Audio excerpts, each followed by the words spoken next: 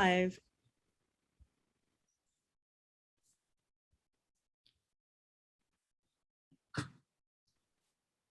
Welcome, everybody. We're just going to give it a few minutes to let people into the room before we get started.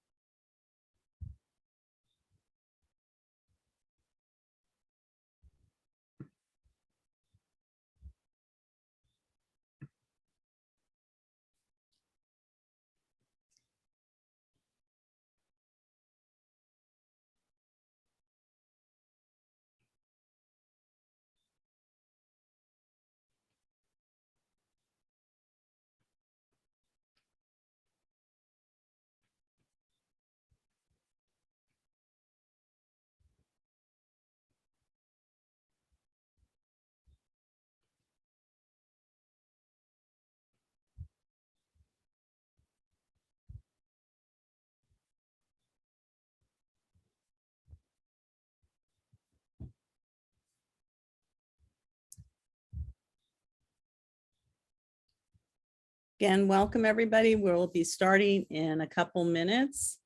Just allow people to come into the room.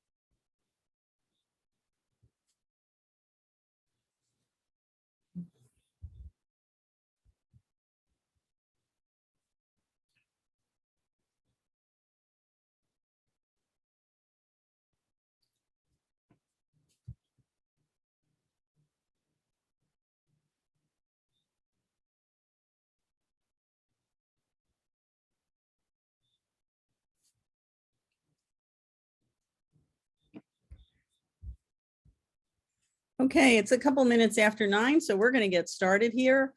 Welcome to our School Mental Health Summit, Emerging Stronger and More Resilient, Learning from the COVID-19 Crisis. This is day 2 of our virtual conference. The 2021 Northeast and Caribbean MHTTC School Mental Health Summit brings together leaders, practitioners, researchers, and other stakeholders in the school mental health field to share the latest research and best practices. Next slide, please. The conference emphasizes a shared family community agenda to bring high quality and evidence-based mental health promotion, prevention, and intervention to students and families as part of a multi-tiered system of supports. This conference is sponsored by the Northeast and Caribbean Mental Health Technology Transfer Center, or MHTTC, housed at Rutgers School of Health Professions, Department of Psychiatric Rehabilitation and Counseling Professions. My name is PJ Wenger, and I am the Senior Training and Consultation Specialist of this center. I will be hosting this conference session today along with our presenter. This is day 2, session 1, the secret sauce for building successful homeschool partnerships. Next slide. In the next 2 slides, you will see the listings and times for today's conference sessions. The full schedule and individual Zoom links can be found on our conference website. My colleague will put that website into the chat box so that you can see the remaining sessions that we have today. Next slide. So this is session 4, and again, the website for the entire conference website is listed there on the screen and will be put in the chat box. Next slide.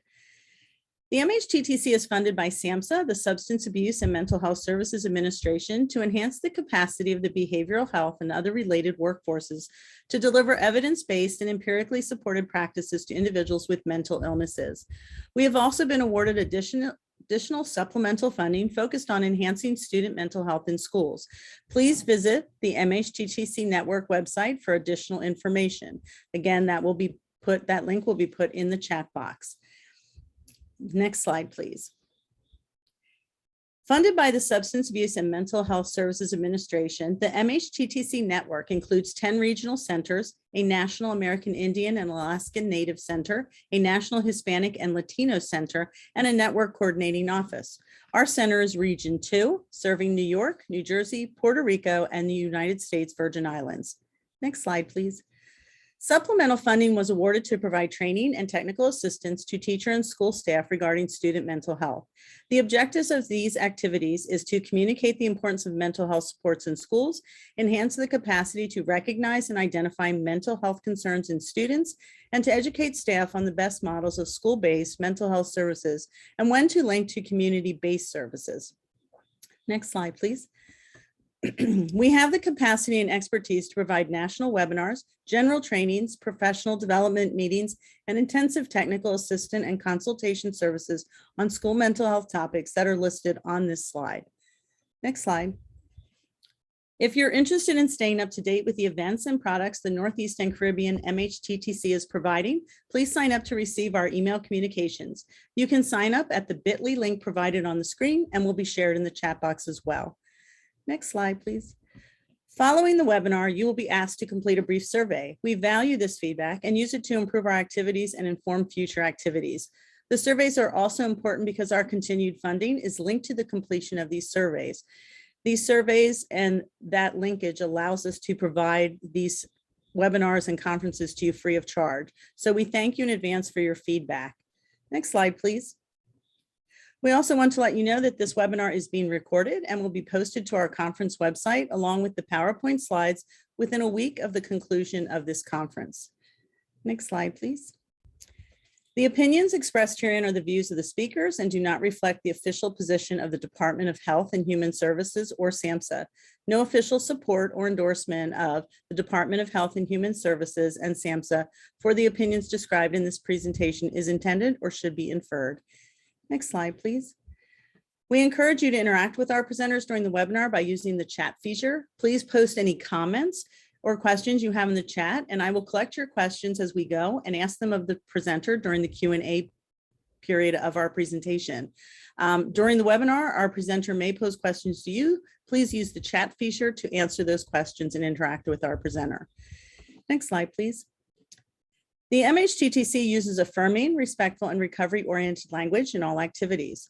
This includes language that is strength-based and hopeful, language that is inclusive and accepting of diverse cultures, genders, perspectives, and experiences, language that is healing-centered and trauma-responsive, language that invites individuals to participate in their own recovery journey, language that is person-first and free of labels, language that is non-judgmental and avoids assumptions, language that is respectful, clear, and understandable, and consistent with our actions, policies, and products.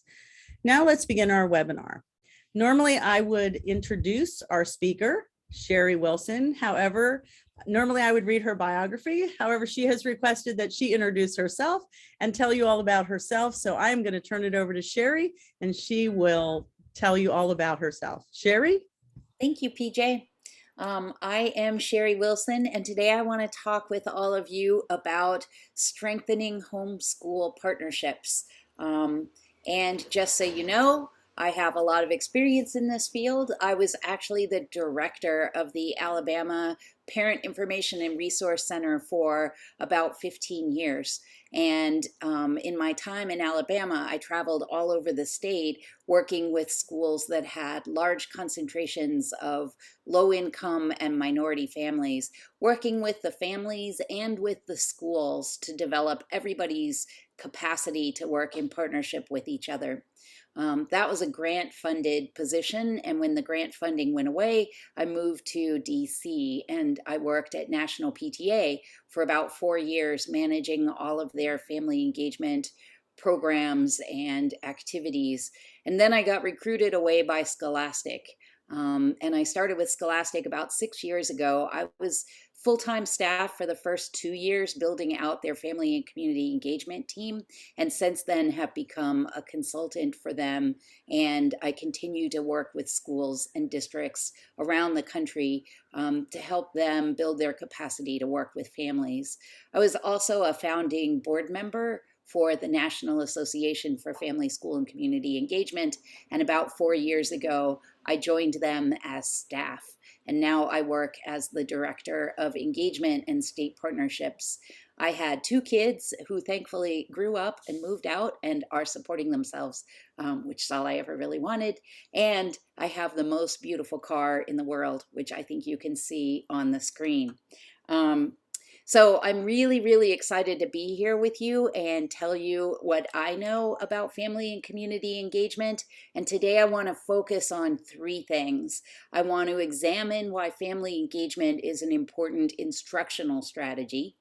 I want to discuss the importance of trusting, respectful relationships.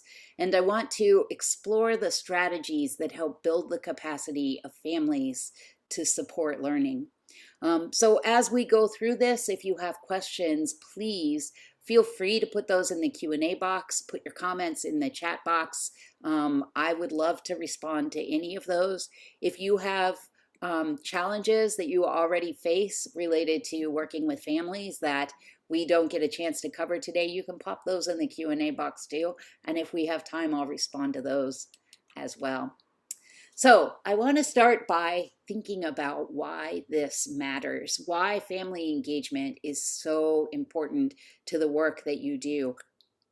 One thing we know from the research is that children are awake for about 6,000 hours, but they're only in school for about 1,000 of those hours. And another thing we know is that children don't shut off their learning valve when they walk out of the school door. Everywhere they go, we have opportunities to support their learning and their development so that they are healthy and happy. And the only way we'll be really successful is if we all work together to ensure that every child has every opportunity to succeed. So this is really, really important work when you think about it that way. So let's start by focusing on the relationship building between families and school staff. One thing we know is that relationships are the foundation of the work that we do with families, and we won't be successful unless we have trusting, respectful relationships with them. We will also talk about incorporating family engagement as an instructional strategy after we get through this. But I really want to focus on the trust issue. Because one of the challenges we have in working with families is they often don't trust institutions. And there could be a lot of reasons for that. It could be that they struggled in school themselves and they don't think of school as a happy place. Or it could be that they have children who have issues. I had 2 children, as I mentioned earlier, but only because the first one tricked me into thinking they were quiet and well-behaved. So when I had the second one, I was in for a shock. My youngest son, who is the apple of my eye, he is the most entertaining and fun and happy person in the world. He is also a person who struggles with some issues of his own. He had learning disabilities, he had attention deficit hyperactivity disorder, he had a lot of behavior challenges when he was in school. And so when he was going to school, often I was getting calls, sometimes every day, that Tyler wouldn't sit still, or he wouldn't stop talking, or he wouldn't stop beating his pencils on his desk. It was always something. And when the person you love the most in the world is being constantly called out for bad behaviors or other challenges, you start to believe that perhaps the school doesn't love your child as much as you do. Right or wrong, a lot of families have that perception because of the experiences they've had. So it's important to build trust with families, and sometimes that means rebuilding trust because their trust has been broken, and sometimes their trust was broken before you even meet them. So you really have to spend some time working on the relationship before you go any further. There are a couple of strategies that you can use to build those trusting, respectful relationships. One thing you can start with is focusing on the strengths of the child and the family and highlighting the positive things as much as possible. If you can find something to send home to a family about what their child is doing well, it is really powerful, especially if that's not something that they've heard often in the past. A lot of families say the only time they hear from schools is when their child is doing something wrong or there's a problem happening at school. So focusing on those positive things can really help you start to rebuild that trust. Um, Also, listening to them. So a lot of families feel like they don't have an opportunity to share their own concerns about their child or their child's education. So it's important to give them that platform and really allow them to express whatever their concerns are and respond to those concerns in a really, really respectful way. Um, Also, welcoming them actively is a really important strategy. A lot of families, particularly families who are at the secondary level in middle or high school, feel like they're not as welcome in their child's school. And even some elementary schools are not always as welcoming as they should be. One thing that you can do to start to assess how welcome you are to families is to do a walkthrough of your campus and start outside the front door. When you stand outside the front door, stand about 15 feet away and look at the front of your building and look and see what the first thing is that catches your eye. It should be a sign that says welcome in all of the languages that your families speak. If it's not, then you should think about adding that. Also, you should think about how you welcome families into the learning environment, because it's not enough just to welcome them into the building. They also have to be welcomed into the learning environment. There's a researcher named Kathy Hoover Dempsey who's retired now, but when she did her work, she was out of Vanderbilt and she had just a ton of research that she did. But one of the things she found was that families really need three things to be engaged. The first thing they need is a sense of invitation. Somebody has to say to them, you have a really important role to play in your child's learning and development, and we're here to support you with that. So that sense of invitation is critical. The other two things they need, just so you know, is they have to believe it's going to help their child. If they don't think it's going to help their child in particular, it feels like a waste of time to them. So making sure when you're communicating with families that it's relevant to their child is also really important. And the last thing they need is a sense of self-efficacy. So they feel confident that they can do whatever it is you're asking them to do to support their child's learning and development. So welcoming them in is a really important part of building these relationships with families. And then the last thing is demonstrating that you care. That is so important because, again, families have to believe that you care for their children. And sometimes, if the only thing they're ever hearing from the schools is negative or critical, they really start to doubt that. So it's really helpful if you can demonstrate you care in a lot of different ways. One thing you might want to think about doing is positive messages home. That really reinforces that you care about their child and that you're interested in working in partnership with them. So I'm going to pause now and ask you to write in the chat any of the strategies that you've used in the past to build relationships with families. Because I know a lot of us are already doing this kind of work, and I think it would be helpful if you have an opportunity to share with each other some of the things that you've done that have worked well for you. So go ahead and just take a second and write in the chat one or two strategies you've used to build relationships with families in the past. Active listening and validation. Thank you, Randy. That's a really good one. Calling home to get background information on the student and see where the parent feels the student needs are. Another excellent strategy that really makes the families feel empowered to be a part of their children's learning and development. Empathizing, frequent check-ins. movie nights with families who don't have access to movies to build community. Oh, that's a fantastic one, PJ. Parent nights for Spanish-speaking families, hosted ESL classes at school, also community outreach in different communities. It's another really important thing is that you can't always expect families to come to where you are. Sometimes it's better to go out in the community and do this work with families to build relationships with them there.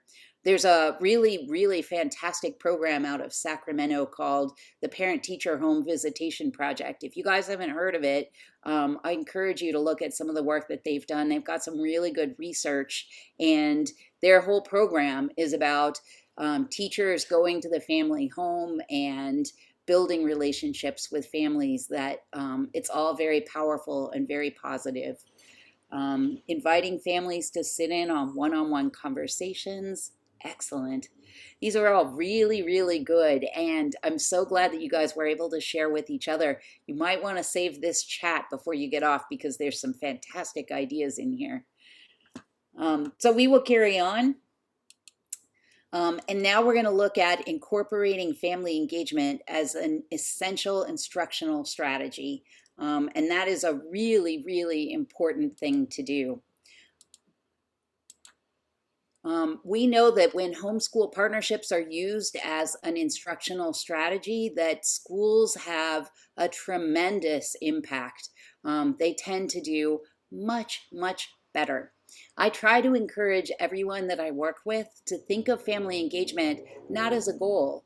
We're not here to engage families. That's not why we do the work that we do. We're here to ensure that every child has every opportunity for success. And that doesn't happen unless we view this as an instructional strategy. Family engagement is an instructional strategy that can get us to those children's success. But we really have to think about how we do that. So one of the challenges we've had in this work in the past is that many people have never had any formal training on how to develop these homeschool partnerships or what to do with them. Often teachers have had no formal training before they get into a classroom about how to engage families. And they go to school because they want to teach children. They're really excited to do it. And then when they get in the classroom, somebody, usually a principal, will come in and say, oh, by the way, you also have to engage all of your families. And how do teachers know how to do it? They often turn to the teacher next door and they say, Bob, how do you engage all these families? And Bob has been teaching for 76 years and he's tired and he's worn out. And what Bob is doing, he learned how to do from the teachers who were there when he got there. And they keep doing the same things over and over, but they're not really having a tremendous impact. And one of the reasons for that is, again, the lack of formal training. So there's a lot of research now that's out that shows there are some family engagement events that are higher impact than others.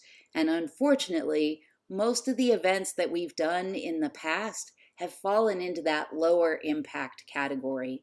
Things like fundraisers and potlucks, and I'm a big fan of the PTAs, having worked there, but I know that PTA meetings often are lower impact activities. The things we see that are higher impact activities are things like goal setting talks or weekly data sharing folders or regular personalized communication between the schools and the families, positive home calls home. All of these things can have an impact on student outcomes. And those lower impact things, well, typically they don't have an impact. They could if we did them a little differently. If we approached those things as opportunities to really build the capacity of our families rather than just thinking of those as the family engagement events that we have to do because we have to have a family engagement event. We call those random acts of family engagement. If we use those by constructing them in ways that help families understand their children's learning and development, what their children need to know and be able to do by the end of the year, and the progress that they're making to get there, and how families can support them in that progress.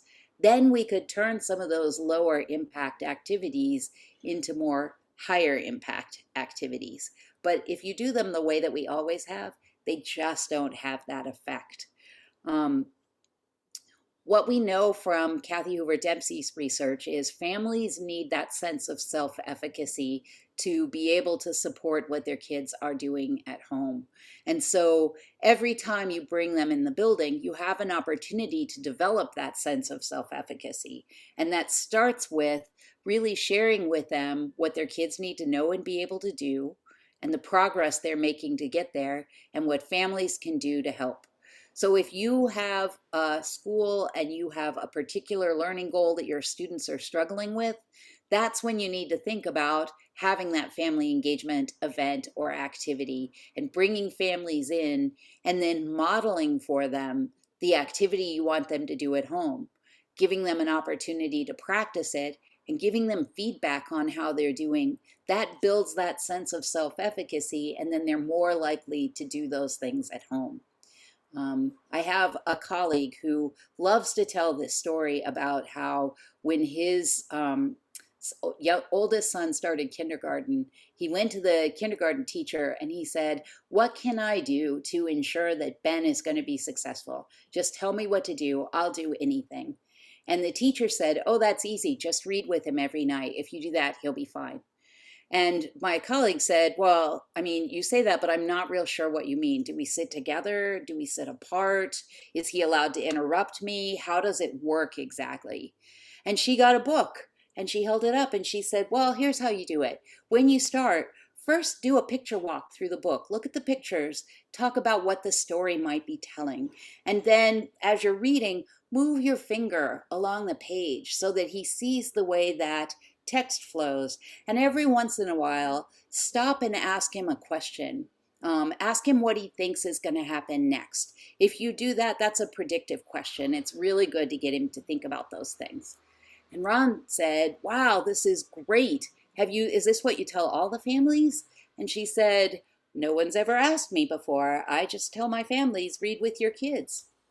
And so the problem is when we look at the research from Kathy Hoover Dempsey, we know that if families don't feel confident to do that, they won't. And so if all we're doing is telling them what we want them to do, we're not giving them that opportunity to build that sense of self-confidence. So we really need to rethink the way that we talk with families about how to support what their kids are doing in school.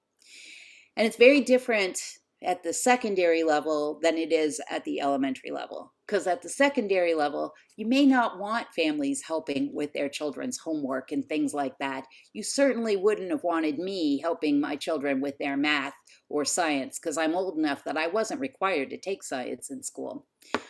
So at the secondary level, the parent's role shifts a bit, and it's not so much about helping with the homework, but it's more about making sure their kids are taking appropriate classes to leave school with a diploma option that's going to let them pursue their dreams, whatever their dreams are. And making sure that they are turning in their assignments and advocating for them if they need extra help or support. So all of those things could happen in any one of these activities if we structure them the right way. So as you're thinking about how to integrate family engagement into the work that you do, and I'm not sure how many of you are classroom teachers or if you work in other roles in your school, but one thing you can do tomorrow that would be a really powerful way to engage families in what their kids are doing in school is to share with them what they're learning and share them 2 or 3 questions that they could ask during the week. Because the one question that every family knows is, "What did you learn today?" And the one response that most families get is nothing. And that's usually a conversation killer. When kids come home and families say, "What did you learn today?" and kids say nothing, families have no idea where to go after that because they have no idea what kids are learning. So if you have in your class or in the teachers' classes in your schools or buildings, if you have all of the staff communicate to families every Monday, hey, when your kids come home this week, we are studying dinosaurs. Ask your kids what a triceratops eats. And again, I don't know dinosaurs. I wasn't required to take science, so I'm not sure that's a real animal, but questions like that will have kids reflect back on things that happened in the classroom that will be specific to what they're learning. And that's a really good way to reinforce the things that are happening in the classroom. Also, teachers should decide what are the skills that the kids in my class are really struggling with the most. And then if you could wave a magic wand, what would you want families to do at home to help them with that? Those are the things you should be communicating with families about. Families often say they get all kinds of messages from school. We do a ton of family engagement assessments through my work with Scholastic, and we survey families as a part of that. And they feel like schools are great communicators, but the problem is they're not always communicating to them actionable steps that are clearly aligned with their own child's progress. And families don't know that because they don't know what they don't know, and so they think everything is great. You should also think about, particularly at the secondary level, how can families support, monitor, and advocate on behalf of their student? At the secondary level, there's a lot of unique challenges because suddenly families go from having one teacher that they can talk to all the time to having many teachers, and they aren't always sure who to communicate with.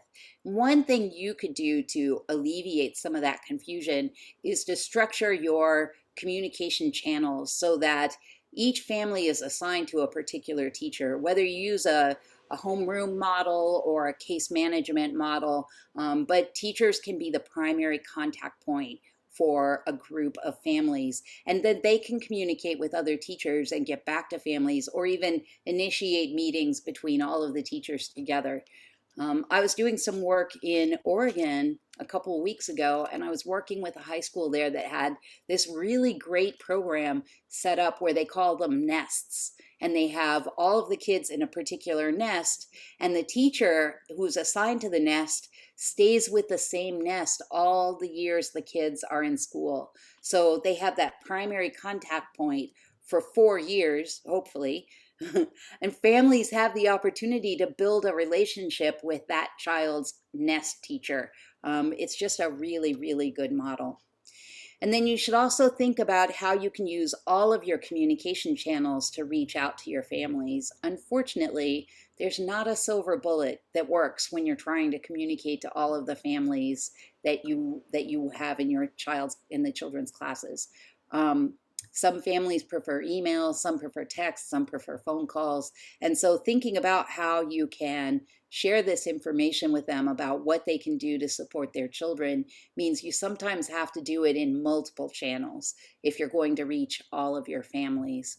So I'm going to ask you now to put in the chat, what are some of the strategies that you've used to share information with families in the past, and how have you connected them to what their children were learning or their children's development? I'll give everybody a minute to chime in.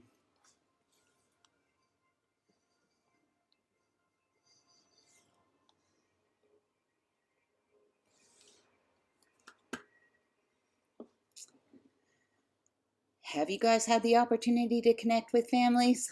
The question is, how have you connected with families? What are the strategies you've used to connect with them? Or what are some of the ways you've shared with them what their children are learning and how they can support that? Have there been particular messages that have worked for you that maybe would work with some of your peers or colleagues on the webinar? I hope that clarified it, Latasha.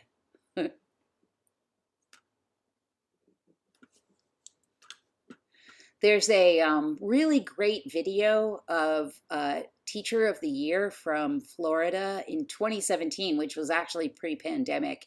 And one of the strategies she uses is she takes home chart paper, sticks it on the wall, and then turns on Facebook Live in the evenings, a couple nights a week, and does like little mini lessons. So families who are on Facebook can like tune in and watch what she does.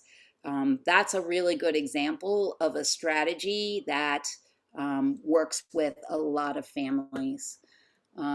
Jamie says phone calls, texts, home visits, letters sent home, information on the website, texts and phone calls have worked best. That's awesome. Thank you.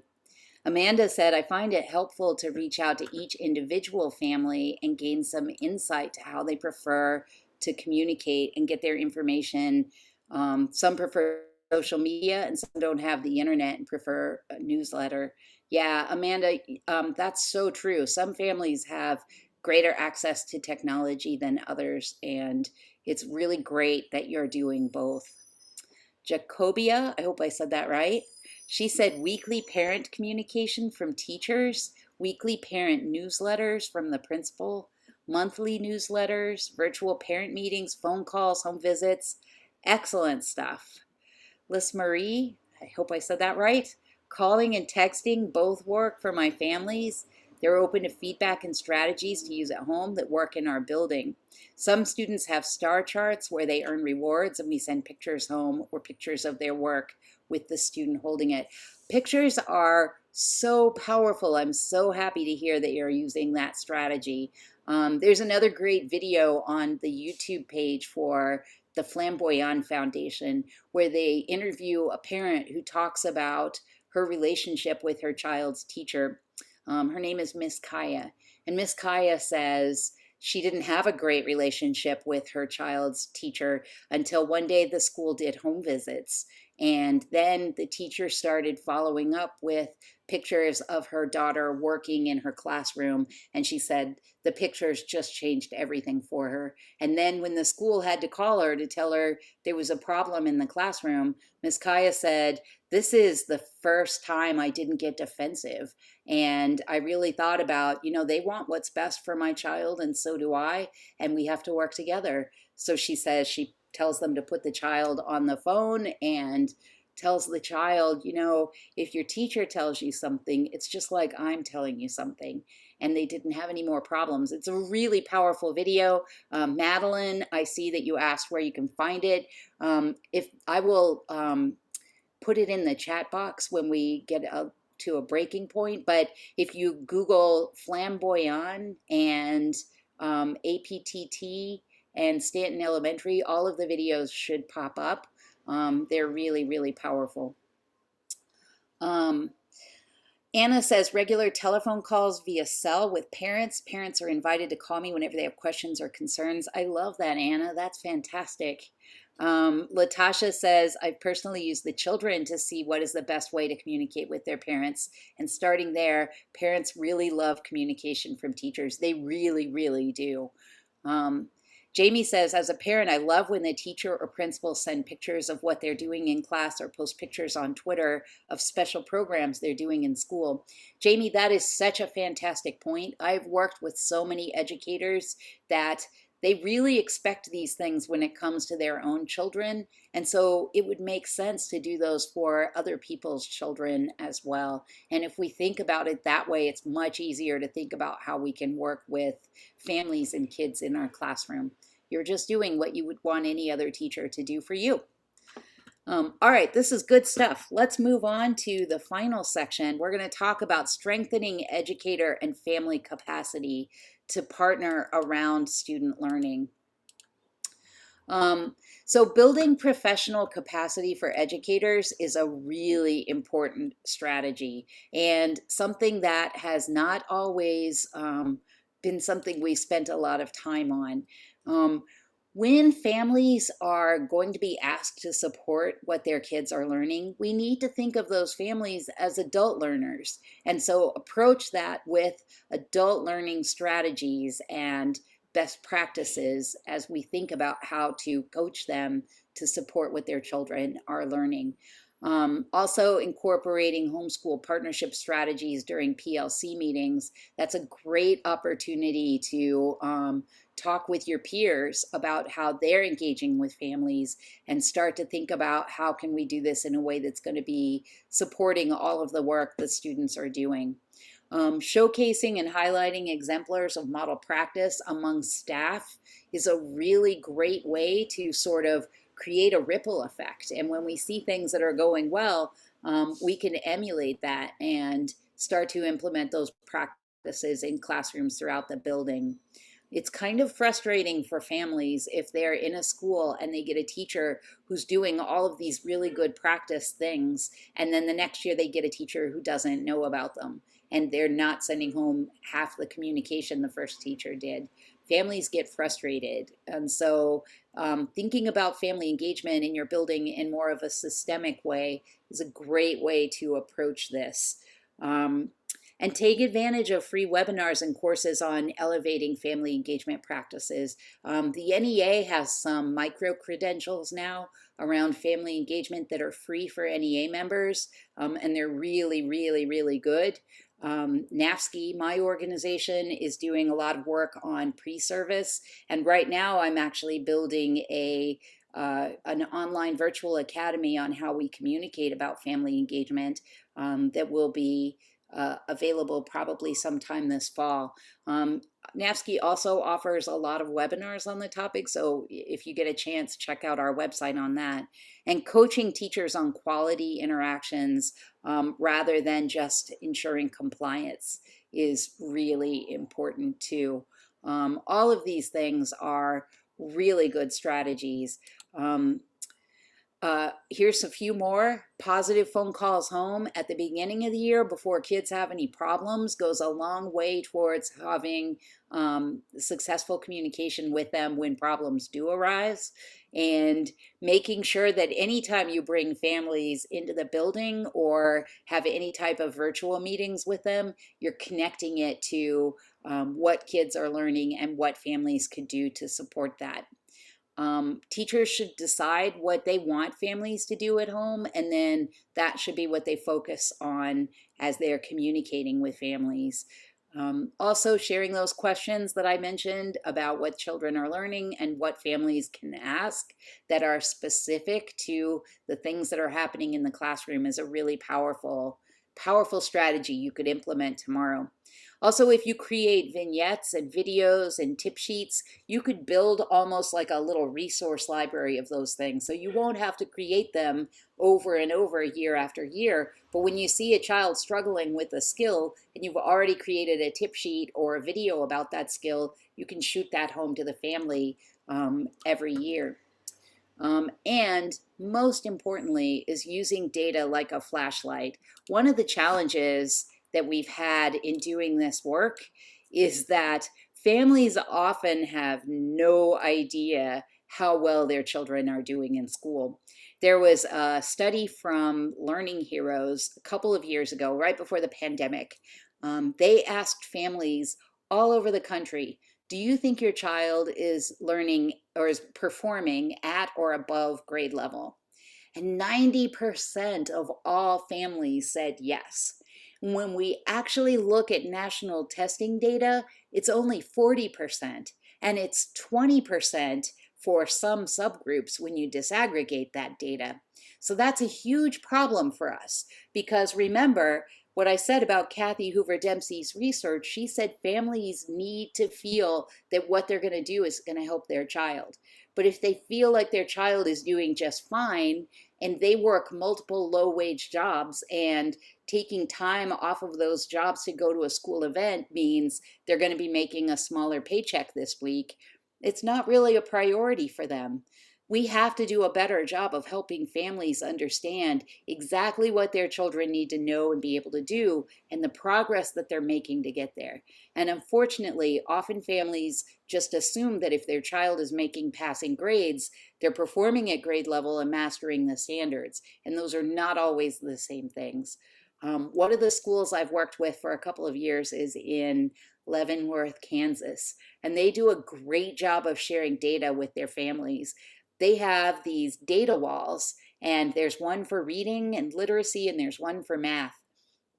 And on their data walls, each grade level is color coded, so families can see the grade level, all the kids in the grade level. Each card, there's a big wall, and there's cards under each reading and math, and each card has a number on it, and the number correlates with the student number that the families know. So they can look at those cards and they can see where their child is compared to their peers. The walls are structured so that they have the kids who are not on grade level on one side, then they have a line. They call it Lunsford's line because Mr. Lunsford is the principal.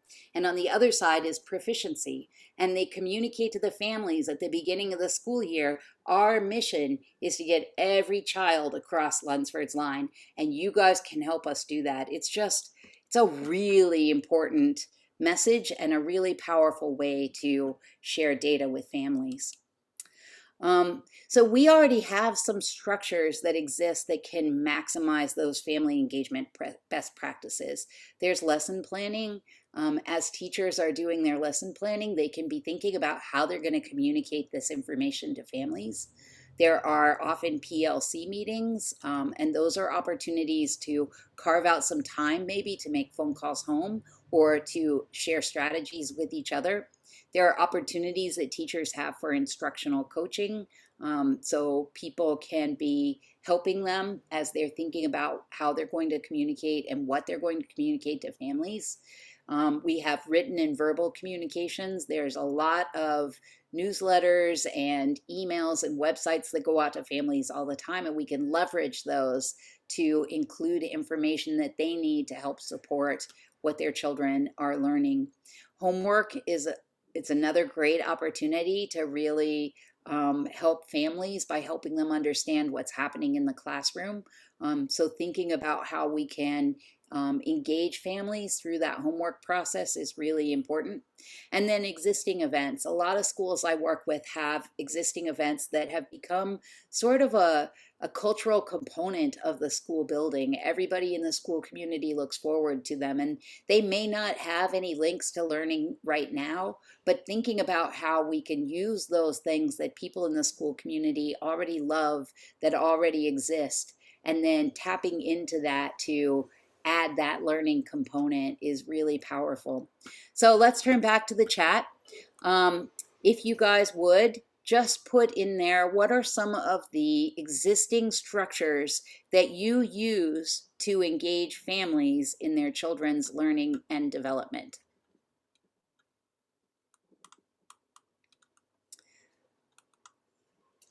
Any existing structures that you use to maximize family engagement? I know when we do our family engagement assessments through Scholastic, we also survey teachers. And one of the #1 challenges that teachers say they face is lack of time. They're always concerned that these ideas are going to take too much time, and they're already pretty busy as it is. So I love using the PLC, like carving a little time out of that, just not even like every time, but once in a while, to do some of this family engagement work is really powerful. Also, it's important for teachers to understand that some of these suggestions may take a little time, but they actually save time in the long run. And what I mean by that is family engagement has a really big return on investment, because when families are engaged, kids have better behavior and social skills, and they have fewer absences and tardies, which means teachers spend less time trying to contact home because kids aren't in the classroom, or they spend less time disciplining kids and sending kids out, which gives them more time to focus on the teaching and learning. Okay. So we are about at the Q&A portion, but I want to make sure before we get there that all of you have my contact information. The easiest way to reach me is by email, because I'm usually out buzzing around in the most beautiful car in the world. So you can reach me at wilsons@nafsky.org. I would love to hear more from you about the work that you're doing, and and support you in any way I can. Truthfully, I feel like family engagement is something I'm very passionate about. And so if you're struggling or if you need someone to bounce ideas off of, you can feel free to reach out to me at any point. I'm happy to talk about it anytime. And I see we got a comment from Judy. She polls parents at the beginning of the year as to what their child's strengths, interests, and challenges are, and the best ways to interact and problem solve with their child. That's awesome, Judy. Another thing you can do at the beginning of the year that's similar to what Judy's doing is asking families what are their hopes and dreams for their children. One of the schools I worked with in Kansas started doing that at their back to school night, and they actually gave parents, they had like an oak leaf that they cut out, and every family that came in got one, and they would write their hopes and dreams for their child on the oak leaf. And then at the end of the night, they collected them all and they made a giant tree with these leaves at the beginning, at the front of the school building. So everybody that walked in, that was the first thing they saw when they got to the building. And it was a constant reminder of why we do the work that we do, and a constant reminder to families that we're all in this to ensure that every kid has every opportunity for success. It was really powerful. Excellent idea, Judy. Okay. I think we'll open it up for questions now. Thank you, Sherri. That was wonderful and a wealth of information that I think will be really valuable to our attendees. So one question that came up is, what strategies would you suggest when there is a pervasive mistrust of schools from communities due to disparity issues? So for instance, in some of the urban communities, they don't always trust the schools. So can you speak to that and give some strategies? Yeah, I sure can. I think a really important thing to think about is not always bringing families into the school building. Sometimes you have to go where the families are as you start to build that trust with them. So if there are trusted community members that are out in the community, partnering with them and then having events or activities or meetings in their facilities is a great way to start to encourage families to start to rebuild that trust and build some relationships. We know from the research that families need to have connections to people in the building, whether it is the principal or the teachers or even other families. And the more connections they have, the more they're going to be supportive of the school and what's happening in the school. So having opportunities where you are going to them and working in their community and partnering with people who are already trusted helps to extend that trust a little bit, and then you can build from there. One more thing about that, I would also point you out to, there's a book called Beyond the Bake Sale. I don't know if anybody's heard it. I actually have it right here because it is one of my favorite books in the whole world. It is by Dr. Karen Mapp and Ann Henderson, and it has a lot of strategies that are similar to that about connecting with families outside of the school building. And in particular, there are 4 core beliefs you really have to hold to do this work effectively. And so they spend a lot of time talking about what those core beliefs are. And sometimes, in addition to addressing the trust issues out in the community, sometimes there's also issues of bias amongst staff. Often they're working with families that are very different from themselves, and they may not have a lot of experience with that community. In the Beyond the Bake Sale book, there are 4 core beliefs that you have to hold to do this work well, and they really do a good job of exploring those. One of those core beliefs is that all families have dreams for their children and want the best for them. And if you don't believe that because you think there are some families that just don't care, that's a problem. And you have to also examine that and address that as you're trying to build those relationships with families. Sherri, would it be too much trouble to ask you what the other 3 core beliefs are? No, not at all. I love talking about them. So core belief number 1 is all families have dreams for their children and want the best for them. Number 2 is all families have the capacity to support their children's learning. Number 3 is Families and school staff should be equal partners. And number 4 is the responsibility for building and sustaining homeschool partnerships rests primarily on the school, especially school leaders. And all 4 of those are backed by research. Fabulous. Thank you very much. I just thought while you were started, we would have you continue. Yeah. So another question is sometimes staff in schools are mandated reporters and they have to make a report when there is an issue of abuse or neglect. And then how do they re-engage those parents so that that trust is rebuilt and not damaged so much when that report has to get made? Yeah, that is a really tough situation because everybody wants kids to be safe. So a couple of things I would say about that is, first of all, making sure that families understand all you care about is the health and safety of your students is first priority. And everybody needs to be clear that what you do is to protect kids. And sometimes you have to do things that are painful for everyone, but it's an opportunity for families and kids to get back on the right track. The other thing I would say about that is, as you think about family engagement, remember family engagement is not biological parent engagement, and there could be another adult caregiver in that child's life that you could work with to ensure that the kids are still getting information and support that they need for their families to help them be successful in school. Thank you, Sherri. And one last question.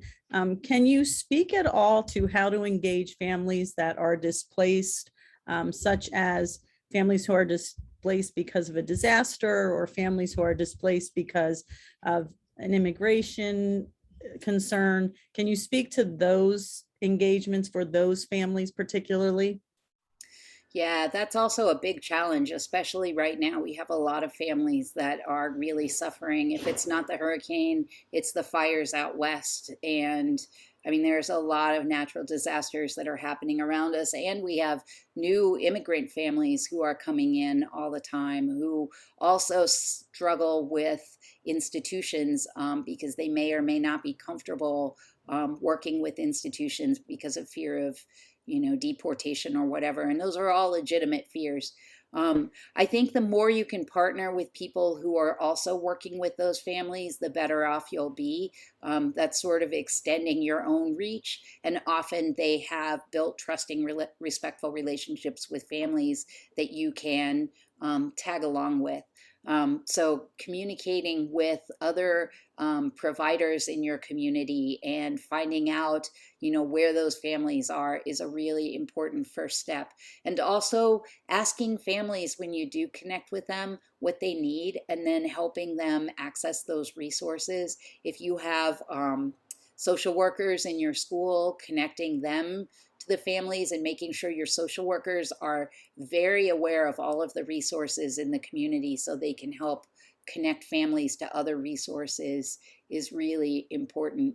Also, I think making sure, especially for immigrant families, making sure that you're respectful of their language needs and that you have interpreters or translators whenever possible and not relying on their children to do it. That usually doesn't work out as well as we would like, and it's kind of unfair to put the kids in that position. So making sure you have people who are trained translators and interpreters that can help you communicate with families. And as always, making sure the front of your building looks like a warm, welcoming place that people would want to visit and not like a prison, as I've been to some of those schools and nobody wants to go there. So I think that concludes our questions and answers. Sherri, if you could just put the next slide up. Sure. So again, the MHTTC is funded through SAMHSA to provide this training. So as part of receiving that funding, we are required to submit data related to the quality of the spend. So at the end of today's training, please take a moment to complete the brief survey about today's training. You can scan the QR code, or you can also click on the link to the evaluation in the chat box. So we're just gonna leave that up for a minute. We'd also like your feedback in guiding our educational training and technical assistant efforts. We do have a needs assessment. I'm going to ask you to go to the next slide, Sherri. And again, you can scan the QR code on your screen to access that assessment. And the direct link will also be shared in the chat box. So those are two things that we just ask you to complete. Again, the evaluation is tied to our funding, and the needs assessment allows us to understand what your needs are so that we can meet those in the future. Next slide, Sherri. And again, we understand some of the information that can be presented may be sensitive in nature. So we encourage everyone to take care of themselves and each other. And so we provide on the screen some links to resources that you might find useful. You will also find them on the conference webpage. Next slide, Sherri. So we do encourage you to join us for our next session, which is new resources, classroom-wise, and self-regulation and positive outcomes with emotional regulation, the POWER program. So these are two brand new programs that we're going to be introducing to you. Really good information that will happen at 10:30 to 11:45. So again, next slide, Sherri. If you want to connect with us, we are on Facebook, Twitter, and LinkedIn. You have our website there and our email. So if you have a special request or you want additional information, please feel free to reach out and connect with us. We would like to thank our presenter, Sherri Wilson, for joining us today, and we appreciate your participation and look forward to you joining us at our next session. So thank you very much, Sherri. And again, Sherri has given her information, so please reach out to her. She is a wealth of information and always willing to help out schools with family engagement. So thank you, Sherri, very much for joining us.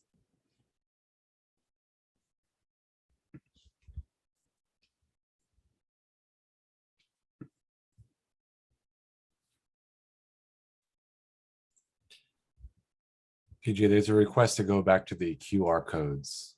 Absolutely. Sherri, can you go back to the, okay, so that's the evaluation code. So we'll leave that one up for a few minutes. Thank you for that request. And then after a few minutes, we'll go to our needs assessment.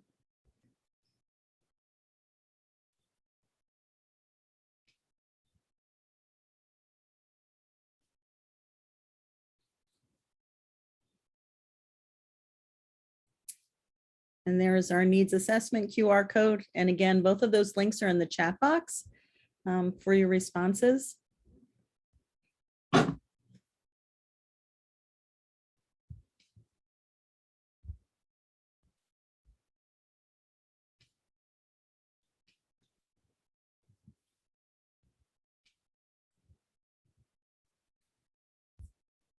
So again, we'd like to thank everybody for coming today, and please join us in our remaining sessions for the rest of the day. Those are all available on our website if you want to check out which sessions are up and coming for the rest of the day. And we certainly would like you to join us in those sessions.